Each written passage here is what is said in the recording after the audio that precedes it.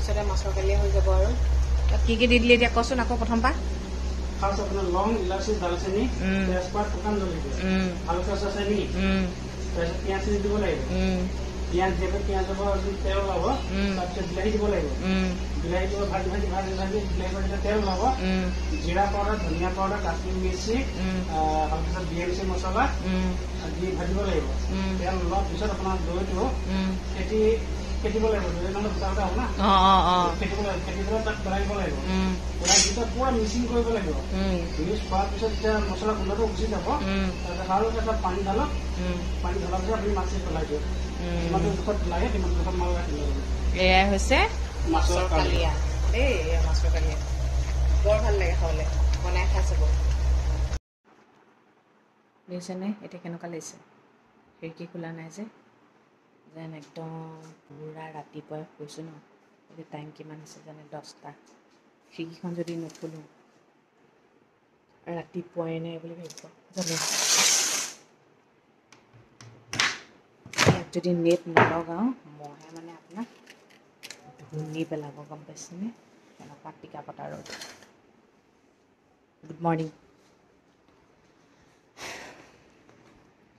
মোৰ নাম সোণালী বৰুৱা নেওগ মই শিৱসাগৰৰ ছোৱালী হয় আৰু তেজপুৰৰ বোৱাৰী হয় আমাৰ এজনী ছোৱালী আছে যাৰ নাম আৰিয়া আৰু তাইৰ ভাল নাম আইনা হয় দেই পিছত আকৌ আইনা বুলি ক'লে আপোনালোকে চিনি নাপাব যে সেইকাৰণে এতিয়াৰ পৰাই নামটো পৰিচিত কৰিছোঁ কিয়নো অহা বছৰলৈ তাইক স্কুলত দিম যে আৰু গম পায় নহয় মোৰ শাহু এগৰাকী আছে মানুহজন আমাৰ পৰিয়ালৰ এইকেইটাই সদস্য এয়া পানী গিলাচ লৈ বহিছোঁ আৰু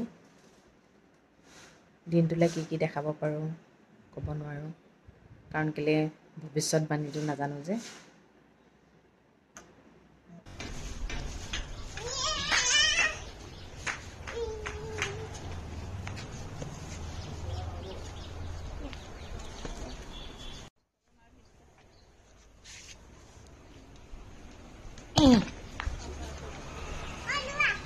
দিয়া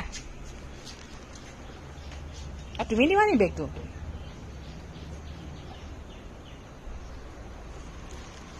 তিমা আহিলা বুলি সোধা কোৱা আকৌ আহিলা আহিলা বুলি কোৱা আকৌ মা আহিলানে হা অঁ হয় নি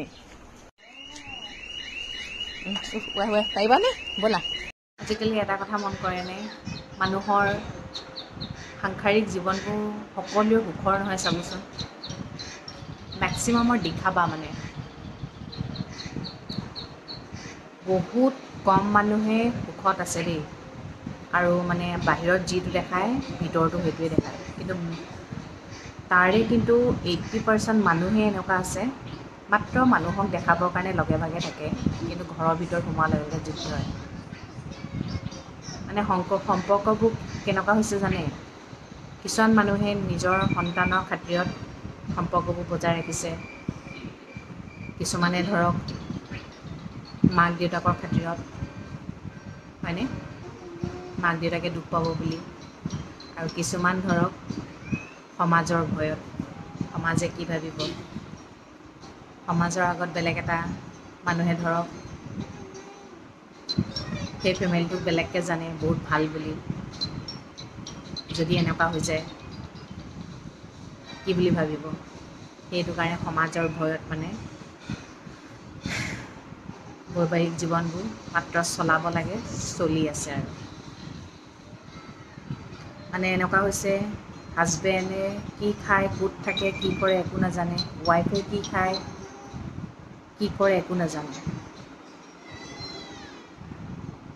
কিছুমান মাইকী মানুহ এনেকুৱা আছে ঘৰৰ ভিতৰত অকল মৰা শটোগতে পৰি থাকিব লাগে মতাই গৈ বাহিৰত গৈ কাৰ লগত কি লিলিমাই কৰি আছে খবৰ কৰিলেই প্ৰব্লেম হৈ যায় সেইকাৰণে নিজৰ মতে চলিব দি দিয়ে আৰু কিছুমানৰ আকৌ হাজবেণ্ডবোৰ ভাল ধৰক মাইকীবোৰ বেয়া এক্সট্ৰা এফেয়াৰবোৰ চলাই থৈ দিয়ে দিনৰ দিনটো ফুৰি মেলি আহিলে সেই হাজবেণ্ডজনে ধৰক বেছিকৈ ক'লেও মেলিলেও মানুহে গম পাব কিবা হ'ব সন্মান যাব সেইবোৰ ভয়।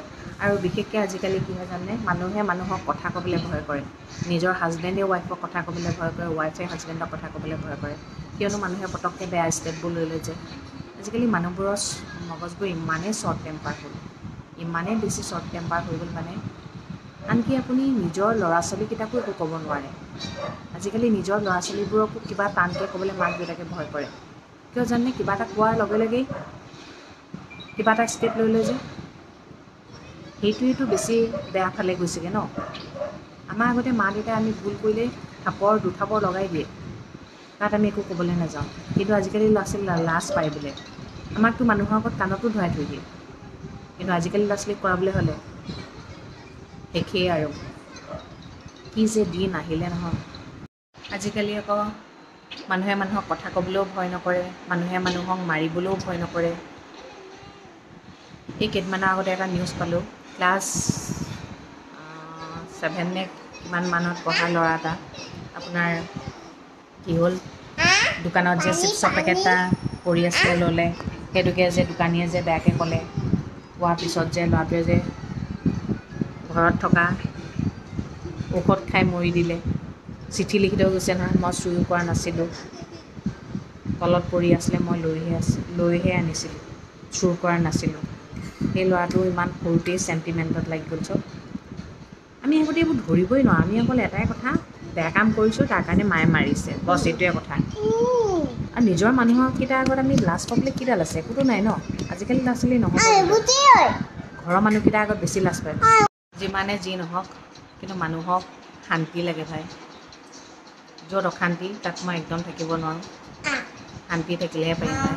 কিন্তু মানুহৰ সমাজৰ ভয়ত, নিজৰ ল'ৰা ছোৱালীৰ ভয়ত বা কিবাৰ ভয়ত, মাক দেউতাকৰ সন্মানৰ কথা ভাবি মানুহ তিলকৈ জীয়াই থাকিব পাৰি নেকি? তাৰ বুলি মৰি থকাই ভাল, হয় নে নহয়? সমাজখন মানে বহুত বেছি আৰ্টিফিচিয়েল হৈ গ'ল, বহুত বেছি আৰ্টিফিচিয়েল।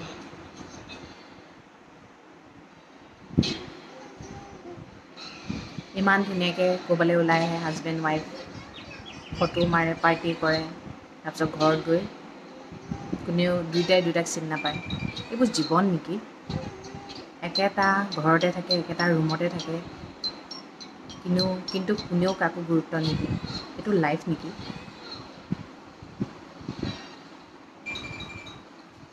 সমাজৰ ভয়, সমাজে কি কৰিব?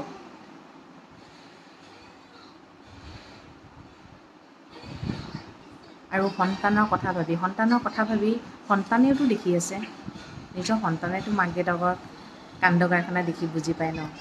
আজিকালি পৃথিৱীখন বহুত বেছি আৰ্টিফিচিয়েল। ঠিক আছে দিয়ক তেন্তে, আজিলৈ আহিছোঁ। এইফালে আমাৰ ইয়াক খিচিৰি খুৱাই ল'লোঁ। আজিলৈ সমাপ্ত কৰিছোঁ আৰু দেই। সদায় একবাৰতে পাওঁ, ভগৱানে সকলোৱে মংগল কৰক, সকলো সদায় ভালে থাকক। Good night.